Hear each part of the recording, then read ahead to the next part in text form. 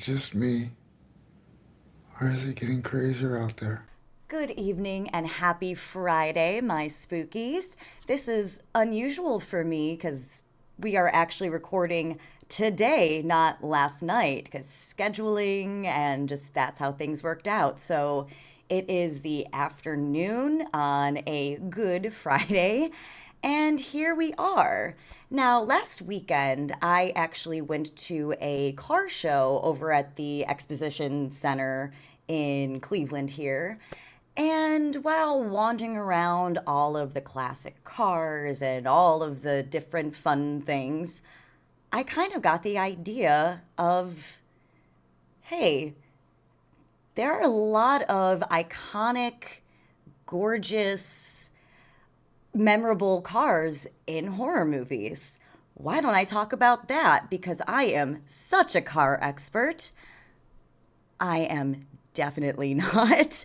I am by no means a gearhead or super knowledgeable about cars. I do love the show Top Gear, and I definitely have an appreciation, especially for classic cars. But I think a lot of my appreciation for cars, and maybe for a lot of other people's, comes from some of the classic vehicles that are featured in a lot of horror classics. So I thought I let's talk about that a little bit today. Now, this isn't a ranking list. It's in no particular order. And I know that there are going to be cars that I will not talk about because maybe I haven't seen the movie or it just didn't come up on my list. But to start with, I wanted to do a couple of not exactly honorable mentions, but just a few that deserve to be acknowledged, but I personally don't have a whole lot to say about it. But starting with that is the 1973 yellow Volkswagen Beetle that is featured in The Shining. Now, the reason I bring this up is mostly because of that iconic opening shot of Stanley Kubrick's 1980 adaptation of the King novel as the Beetle is winding up the mountains of Colorado going towards the Overlook Hotel. It is such a classic opening of a horror movie, and it's there's kind of I don't know if mystery is the right word, but rumors about the choice of the yellow VW Beetle. In the novel, the Torrance family has a red VW Beetle, and Kubrick changed that to yellow for the film. Later on in the film, we see a red Beetle crushed. And there are rumors that that was Stanley Kubrick's kind of subtle FU to Stephen King, a way of saying, "Hey, this is my vision of your book, not yours." Don't know if that's true, and the Shining is rife with lots of conspiracies and different rumors about the filming and the messaging. But I just thought that was interesting, and I just wanted to bring it up. And I love VW Beetles, especially the older ones. And as a child, I maybe dreamed of having one day. I do not. I have a poor, unfortunate Kia Soul. The next honorable mention is the 1972 Ford Club wagon that is featured in the Texas Chainsaw Massacre from 1974, directed by Tobe Hooper. Now, it's not unlike a lot of the cars that I will be talking about. This one isn't really synonymous with the film. I tried to kind of narrow my list down to vehicles that either immediately bring up the film or show in question, that one can't be associated without the other. But with Texas Chainsaw Massacre being such an iconic legendary horror film, I wanted to bring up the van that was used, and it's kind of it's kind of interesting how, it's sort of this, this fun road trip, and it's a, car, let's pack your friends in or family and go. And it, may look like a hippie van, but this club wagon ends up acting more of a hearse. And the next and final honorable mention is the 71 Lincoln Continental Mark III from the movie The Car. I have not seen this movie, so I can't really talk about it much, but with I do feel like it should be mentioned at least because the whole movie is a mysterious sentient car going around killing people in this desert town in Utah. And yeah, got to give credit where credit is due. Now, there were 4 custom Lincolns that were constructed for the film, and 3 of which were ultimately destroyed during stunts, but the 4th one is still on display today. And let's see, so the windows were laminated in 2 different shades, smoked on the inside, amber on the outside, so one could see out of it, but not into it. This was to give the car a sinister look as directed by the director, Elliot Silverstein. And there were some customizations made to the model of the car. The car's roof was made 3 inches lower than usual, and the side fenders were altered that the same length, again, both higher and longer. And according to the director, the distinctive sound of the horn of the car spells out the letter X in Morse code. So that's neat. Now, to begin the actual list. All right, let's get our engines running, if you will. Now, this film/book tells the classic tale of boy meets girl, boy and girl fall obsessively, dangerously in love, and death ensues. But the girl in question is no ordinary woman. She's a 1958 Plymouth Fury, this being, of course, Christine. Based on the 1983 book by Stephen King, the 1983 film, directed by John Carpenter, actually began filming 3 days after the book was published, so they got on that really, really quickly. Now, more than 20 cars were required to play the role of Christine. It's 23 to 28, depending on the source. And not all of them were Furies. So Columbia Pictures had placed ads across the country, and they got not only Furies, but also Belvederes and Savoys. And the majority were used on screen, the rest were used as parts. King said that he chose the 58 Plymouth Fury as the central figure because it was a forgotten car. He didn't want a car that already had legends or stories attached to it, like the 50s Thunderbird. And the movie's opening scene that shows Christine moving along a Detroit assembly line was not in the book. That was a film-only edition.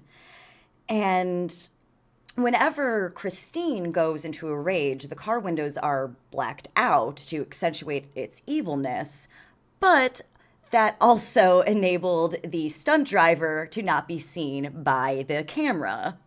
Now, one of the most famous scenes of Christine is when the car regenerates herself. And initially, Carpenter didn't plan to do that regeneration sequence, but he gave the special effects supervisor 3 weeks to devise a way for the car to rebuild itself. So Roy Arbogast was the effects supervisor's name. So he and his team made rubber molds from one of the cars, including a whole front end. So one of the cars was stripped of its engine to accommodate internally mounted hydraulics that pulled the framework inward, crumpling the car. And then the shot was reversed to make it look like it is regenerating and rebuilding itself. And I think that is so neat. Now, the design of Christine herself is very unique because the Fury itself, it's a subseries of the Plymouth Belvedere from 56 to 58. It was originally only sold as a sandstone with white two-door hardtop and gold aluminum trim. And in 1958, it was only available in buckskin beige with a gold trim. So the Fury that's used in Christine herself was a custom with that cherry red. And actually, some of King's details in the book were inaccurate to the actual car. So that model, 56 to 58 Fury, was only available as a two-door, and King described it as a four-door sedan. And let's see, there's something with the locks that are portrayed in the novel that were inaccurate to the car itself. But I I think, little inaccuracies like that are allowed, especially when it is a sentient evil car that basically falls in love with her owner. Yeah, it's like, oh no, the lock wouldn't be in that position, and that should only come in a two-door model. Yeah, that's what we're griping about in this horror movie. But any conversation about cars in films would be utterly incomplete without the haunted car movie, Christine. Now, the next entry is one of my personal favorites, more so because of the love and the story behind it, that being the 73 Oldsmobile Delta 88 from Sam Raimi's Evil Dead trilogy. Now, you see this car pop up in almost all of Sam Raimi's works. Of course, it was first introduced in Evil Dead and then Evil Dead 2, Army of Darkness, but he sneaks in cameos of this car in almost everything he's done. See, there's Crime Wave from 85, Spider-Man, Spider-Man 2, Spider-Man 3, Drag Me to Hell, the Evil Dead remake in 2013, and then it was brought back for the series Ash vs. the Evil Dead. Now, it's pretty commonly known that the Evil Dead trilogy, especially the original, was made on an impossibly low budget. It's known for the ingenious camera work and the practical effects and the sound design to make it what it is, and it's just Raimi's hallmark of filmmaking, and that's kind of why we love Evil Dead, Evil Dead 2, and Army of Darkness so much. And the car, the Delta 88, was his dad's car that was given to him. And when they were teenagers making movies on Super 8, they would use this car. Raimi's mom would drop them off at the movie theaters. And so this car was just ingrained in Sam Raimi's, just his life and his history. And Bruce Campbell, one of the greatest people of all time and very, very close, long-term friend of Sam Raimi, has said, like, that damn car has been in more movies than I have. And it's kind of funny, the love that Sam Raimi has for the Delta 88. Bruce Campbell's come around to it, but his nicknames for the car are less affectionate than what Sam Raimi calls the classics, such as Sam's crappy Delta 88 or a rusted Hulk. But even back in 1987, the car was not running and it had to be transported on a truck from Raimi's home state of Michigan to North Carolina where they were shooting Evil Dead 2.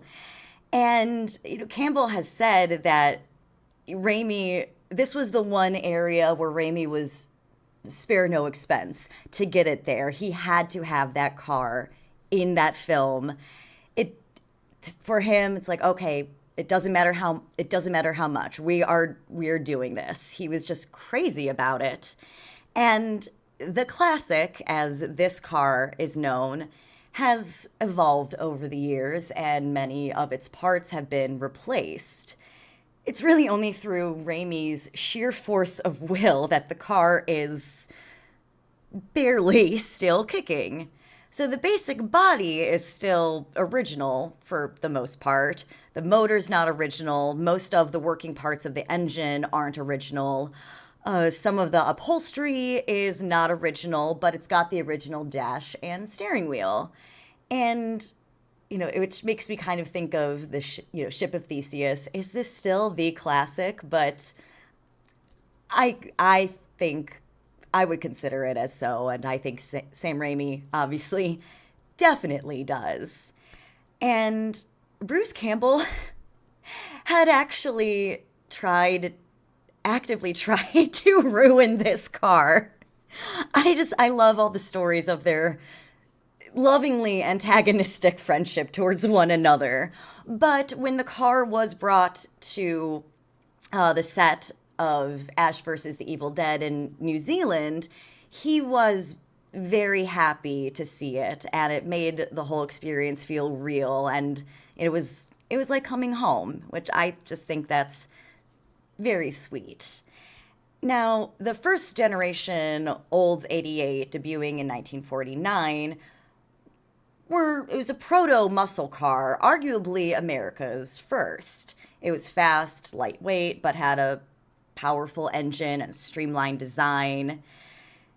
And it really has a long, impressive history, but what really inspires Sam Raimi's love for the car isn't its history as a car. It's just the history he shared with his own Delta 88. The classic might not have been the best, coolest car ever made, but it was Sam Raimi's first car, and it was one so beloved that it was transformed into a cinematic icon. Now, next on our list, it's a bit of a two-parter. I'm going to talk more about one of the cars, but that would be the 1970 Chevy Nova and the 69 Dodge Charger featured in Quentin Tarantino's Death Proof from 2007. Now, Death Proof was not very successful at the box office, and Tarantino himself has said it's one of his least favorite films. I personally have a lot of appreciation and love for it, partly because I got to see an advanced screening of it when it first came out, and just seeing that movie, there was Planet Terror first, and then all of the commercials, and followed by Death Proof, and seeing it with a packed audience just gave it a certain energy. And I love so much of the cast of Death Proof. Kurt Russell as Stuntman Mike is absolutely incredible, and I've always been a huge fan of Rosario Dawson. And it was really fun to see her and Tracy Toms reunite on screen after being in the movie version of Rent together. And Zoe Bell is absolutely phenomenal. For those of you who don't know, Zoe Bell is a stunt woman who has worked on many Tarantino projects, and she was the stunt double for Uma Thurman in the Kill Bill films. And she plays herself in Death Proof. And watching this movie, there is a car chase that is one of my favorites, and the stunt work is absolutely phenomenal, and it is actually Zoe Bell on the car, and the cars are going like 80 to 100 miles per hour, And that gave me the desire to maybe become a stunt person, just how amazing it was. But, I also do like my bones where they're supposed to be inside my body and in place. But Death Proof itself is an homage to classic 70s car movies, and that Tarantino has such a love for. And he has a special kind of love for the Chevy Nova. It's not a typical car you see in a lot of car movies. And he was inspired by a mechanic claiming you can make any car death proof. So he decided to turn the Nova into a powerhouse machine despite its small size. Now, there's a kind of trope of like, this movie's unrealistic when it comes to, well, films in general. But the Chevy Nova has a relatively quiet engine. So they used the sounds of another car to amp it up and make it sound bigger and meaner and like a real beast on screen, which is not unlike what they did in The Lion King. They used tiger roars for the lions. Not It makes a different sound. Yeah, let's talk about cars, and I'll bring it around to Disney somehow because that's just who I am as a person. Yes. So there is one stunt that is used in the first half of the movie that is very grisly and completely practically done and is amazing, and is the reason why the Chevy Nova is then switched out for the 69 Dodge Challenger for the latter half of the movie.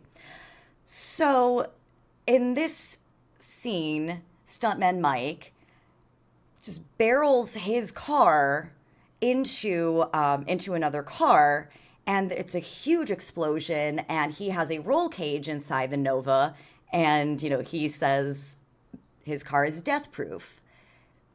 That only applies to the driver, not to the unfortunate passenger or any of his other vehicular victims. Vehicular Victims, playing at the Agora. It's a fun band name. Anyways, now the stunt was nicknamed the Cannon Roll. Production had 4 Chevy Novas on hand, and the most functional of them was made specifically for this rollover stunt. And a second roll-caged car was destroyed during the stunt. Buddy Joe Hooker, Kurt Russell's stunt double, executes the cannon roll that follows the crash in just one take. So this car was basically shot out of a cannon, and it propelled the car 160 yards down the road until it stopped right in front of the camera, which was an almost impossible shot to get, especially on one take, but they pulled it off, and it is so impressive. Out of the Novas used, there's only 2 left. One is the screen version, that was used for close-ups and never actually driven in crucial scenes, and the other was one of the stunt cars, which got through things okay. But the fun thing about the other remaining Nova was that Buddy Lee Hooker, the stuntman, he bought it for $500 and then gifted it to his son. And imagine being in high school and driving to school in the death proof car.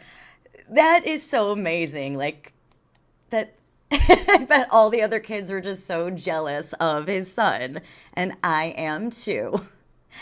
Now, something that I enjoy about the switch to the Dodge Charger for the second half of the film is in the the car chase where Mike is chasing after the women. They are driving a pretty pristine white Dodge Charger, and his is black.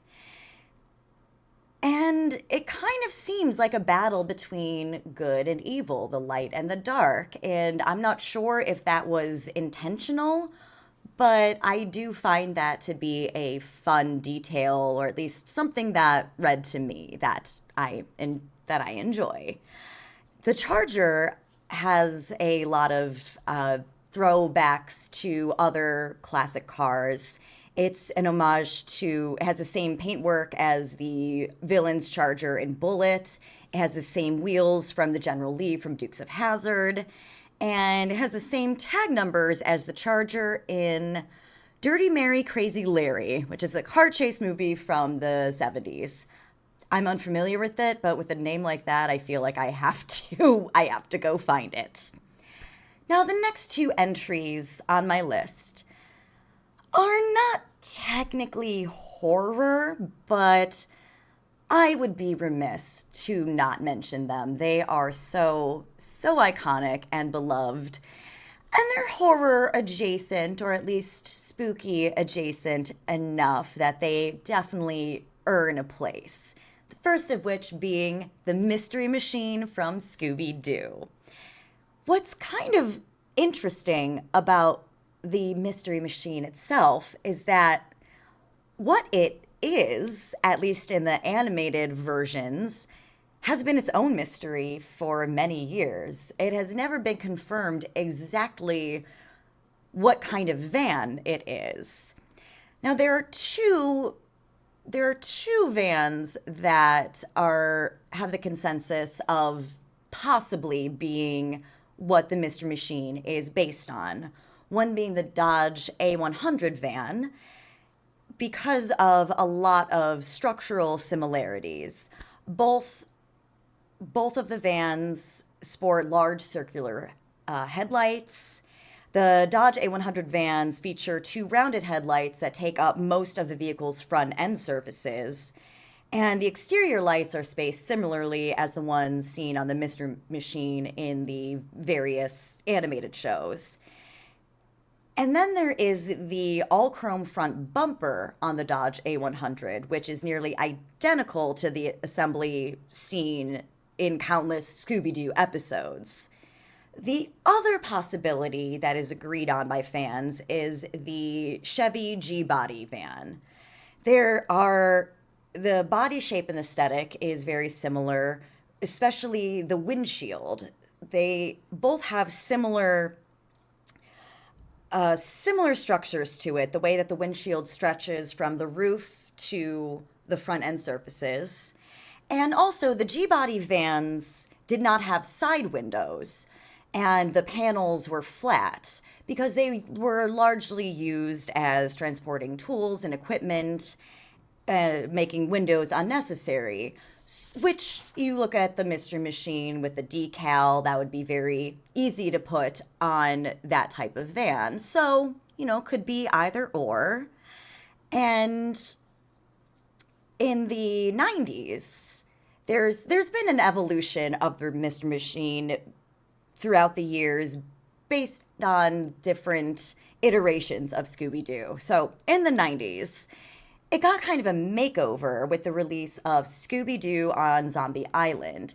It was kind of transitioned to look like a news van to help advertise Daphne's fictional news show, Coast to Coast with Daphne Blake. Now, the live-action Murder Mystery Machine from the 2000s, there isn't speculation about what kind of vehicle it is. That is the Bedford CF, 1972.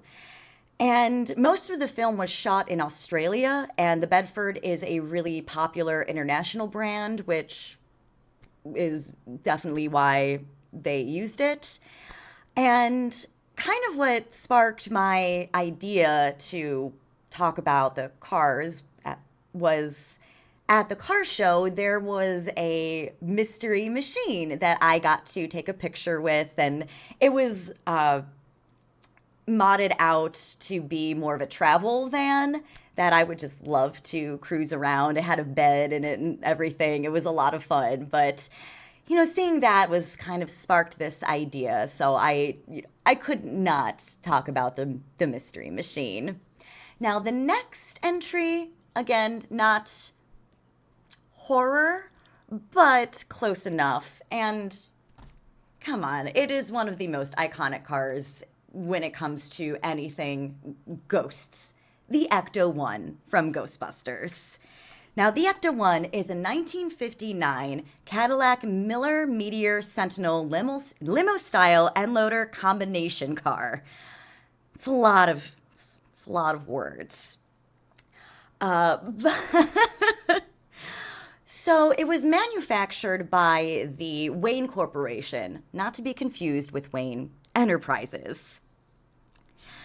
During the 20th century, the Wayne Corporation was a leading manufacturer of school buses. They purchased the Meteor Motor Car Company in 1954, and Meteor built professional cars such as limos and ambulances.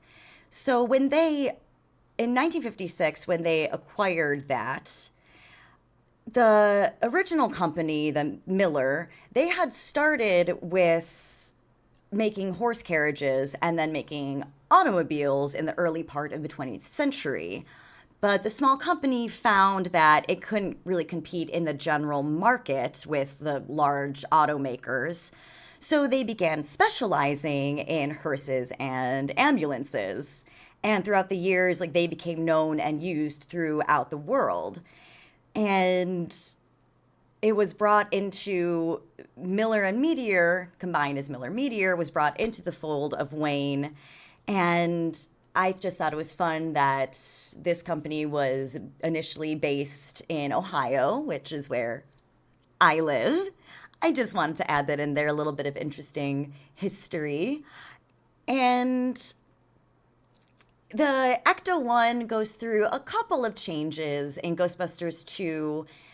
It has some tweaking, and it's referred to as the Ecto-1A.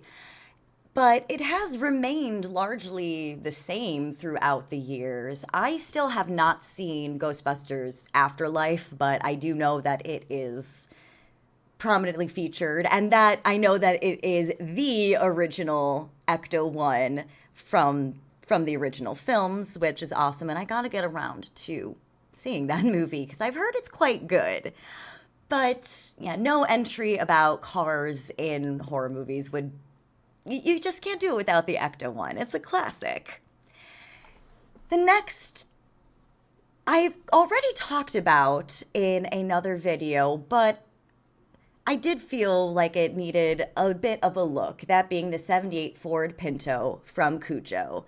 Now, I did a big video on Cujo a little while back, and I did bring up the Pinto and the fact that Donna and Tad have to drive the Pinto while the husband gets the nice fancy car.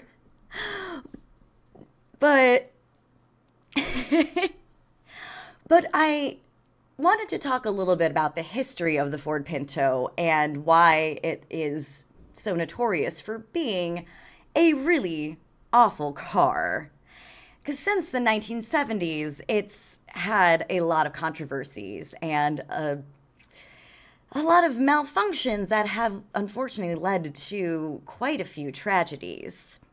In the late 60s, American automakers were sticking to what they knew best with big, powerful cars.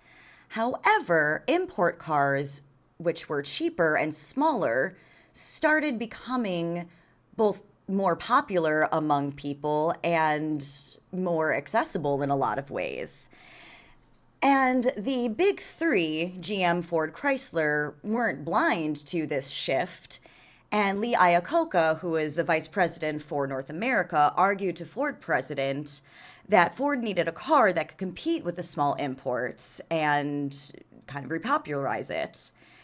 For a while, that didn't happen. Ford continued to just produce their big cars and losing out on the small car market. But eventually, Ford did decide that making smaller cars was in fact a good idea. And Starting in December of 68, they started crafting the design of the Pinto, which was based on the Maverick. Now, the typical timeline for a brand new car was 43 months. However, Iacocca demanded that the car be ready in 25 months for a base price of no more than $2,000. Then, just over the horizon, there were a new set of NHTSA safety regulations for automakers. And Ford had assumed that these new regulations would be put into place in 73. So, to prepare themselves, they put the Pinto through rigorous testing. And they based several models, but the one on their existing Maverick was the one that ended up sticking.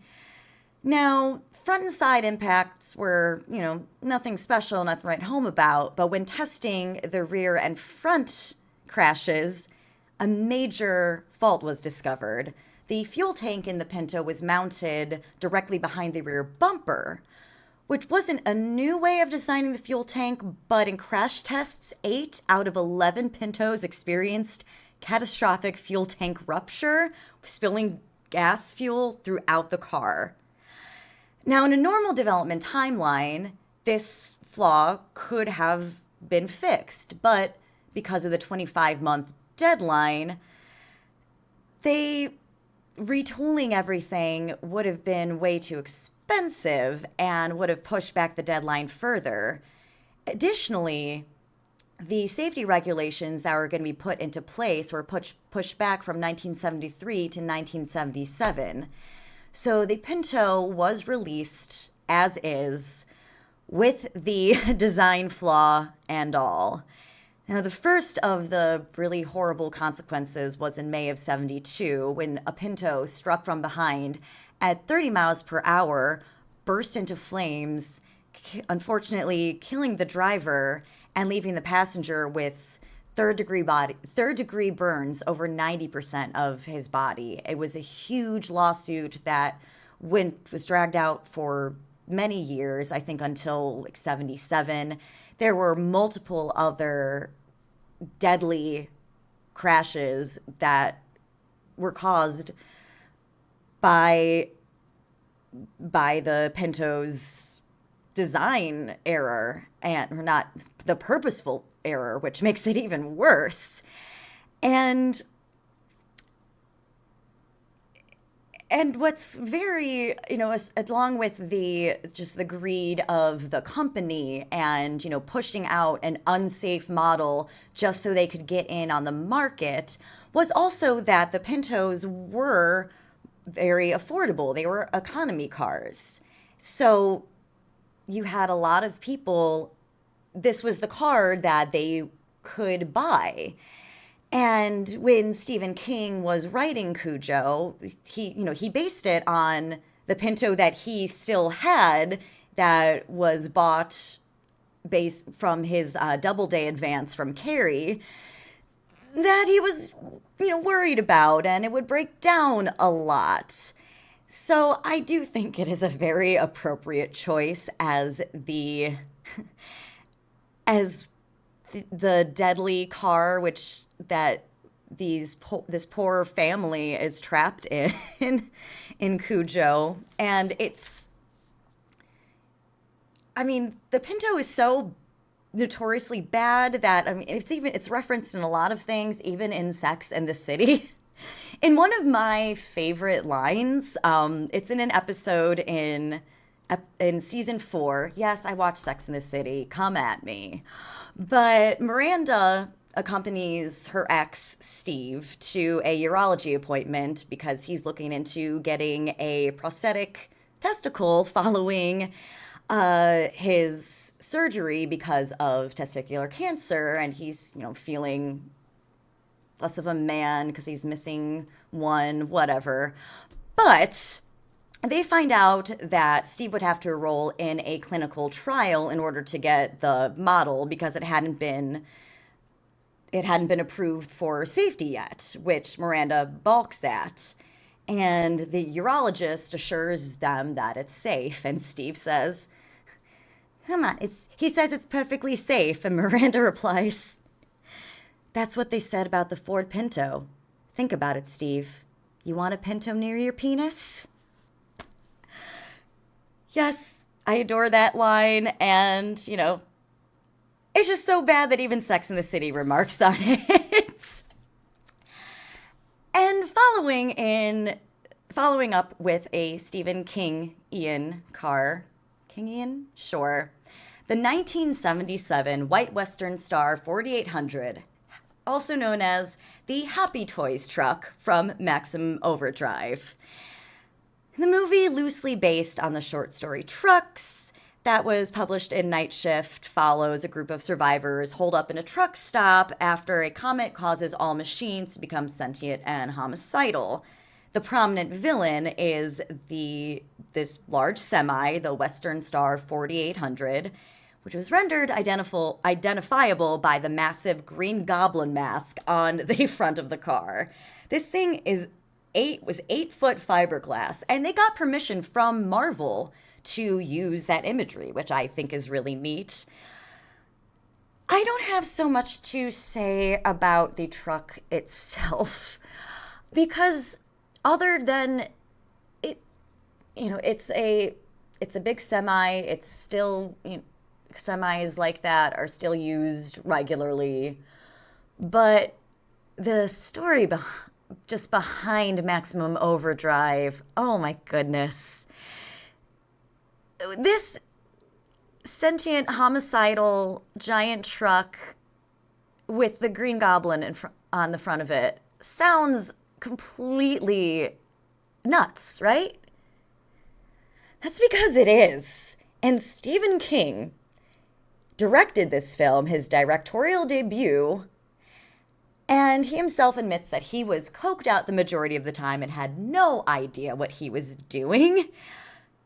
Which, if you watch the finished product, really, really makes sense. I kind of adore Maximum Overdrive for just how bizarre and bonkers it is.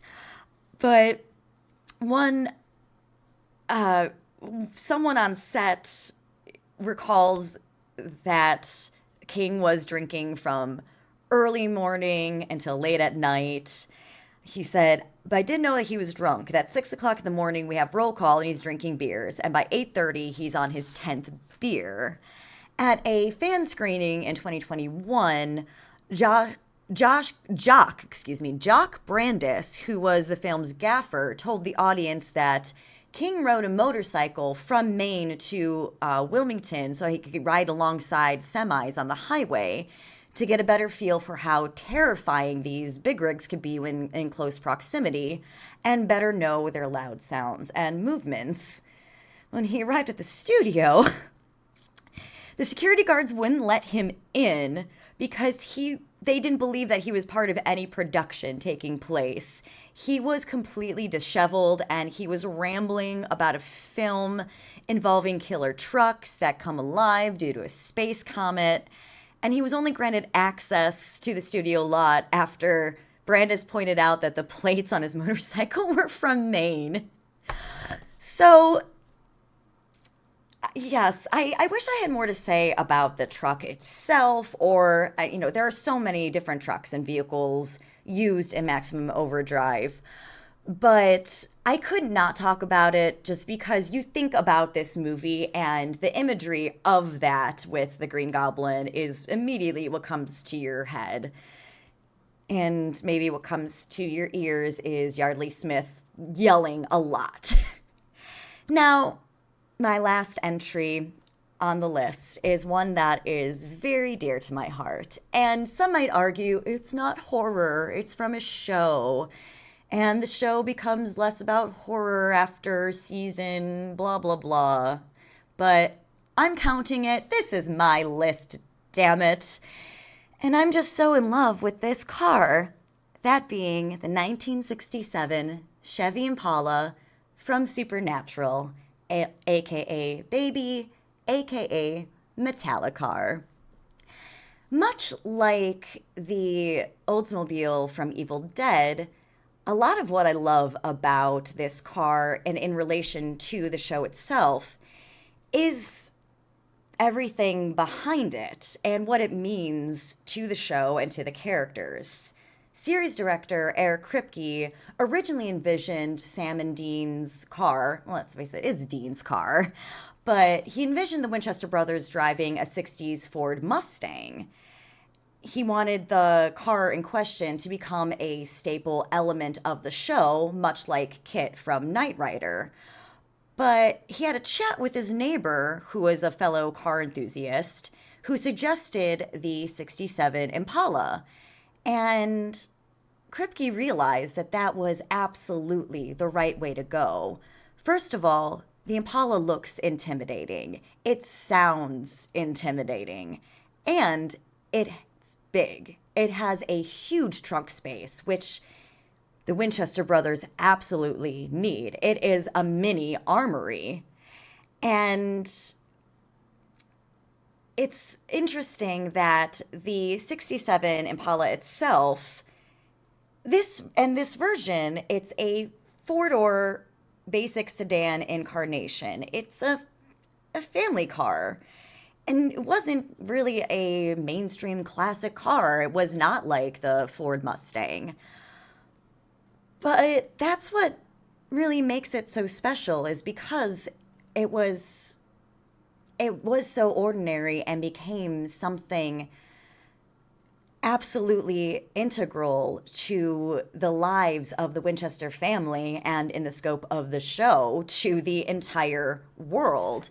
In the season 5 finale swan song, Chuck says, on April 21st, 1967, the 100 millionth GM vehicle rolled off the line at the plant in Janesville, a blue two-door Caprice.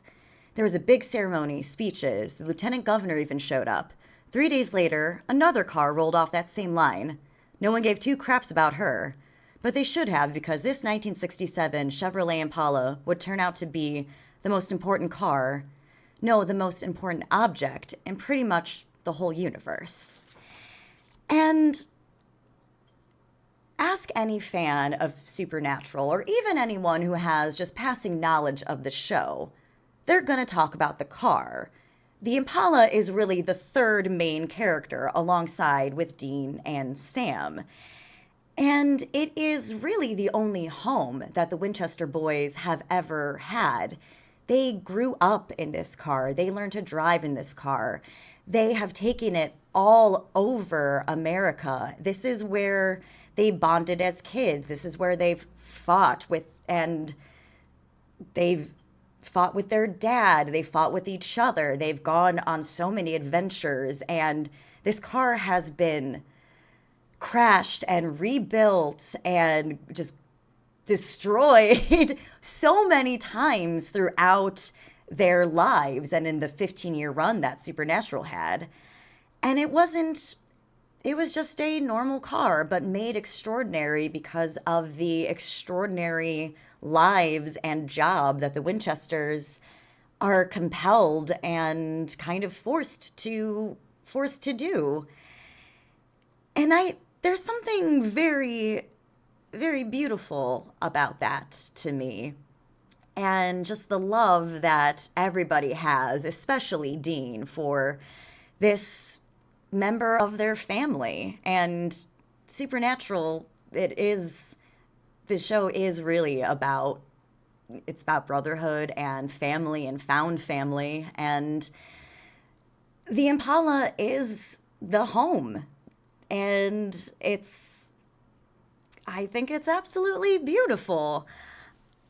And I am happy that the four-door model that is used in Supernatural, that is Baby, it's an automatic. The 67, the other model, the two-door, is the manual. Because for the longest time, I just assumed that this has to be manual transmission, but it's automatic, which means that hypothetically one day I could have and actually drive the Chevy Impala.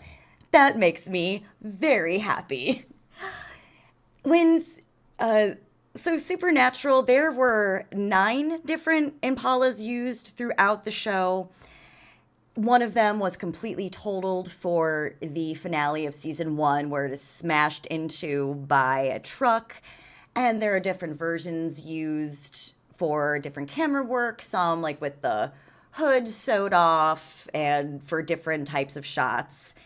It earned on Television Without Pity the moniker Metallicar because Dean Winchester only listens to classic rock and Metallicar. I actually had never heard that term until today. I did not know that was a thing, but I was never on the Television Without Pity boards back in the day, so maybe that's why. I just call it either the Impala or Baby. And one of my favorite episodes of the entire run of Supernatural was from an episode in season 11, the 4th episode entitled Baby, where it's all done from the perspective of the car. So the shots in it are really fun and inventive, and it's also just a really solid episode, which become fewer and far between as the series goes on. I still love it, but that just really shows the love that the series, the directors, the creative team, everybody has for the car itself. And also I love that throughout most of the show it has an Ohio plate. In the beginning it has the Kansas plates because the Winchester boys are from Kansas. It switched out to Ohio plates, I think sometime in season 2. And I know a lot of the writers and series, a lot of the writers were from Ohio, and like there are Ohio stuff referenced, and it's set in various places in Ohio quite a lot, which is very fun to me. But that just makes me adore the Chevy Impala even more so.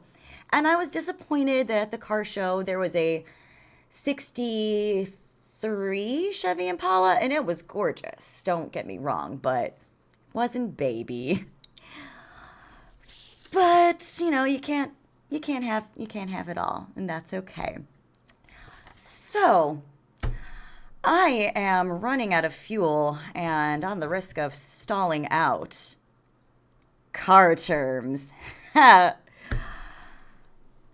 I will call it here because that is the end of my list. And I have things to do today, like maybe sleep a little bit because it's been a week and I'm about to go into Tech Week for a show, so I don't think I'm going to sleep for at least another week and several days. So my next video, I probably won't be able to string sentences together, and I'll look like a Tim Burton character with the dark circles under my eyes. But that is okay, because I love it, and I love doing this, and I love you guys. So thank you for joining me on this journey, and as always, stay spooky.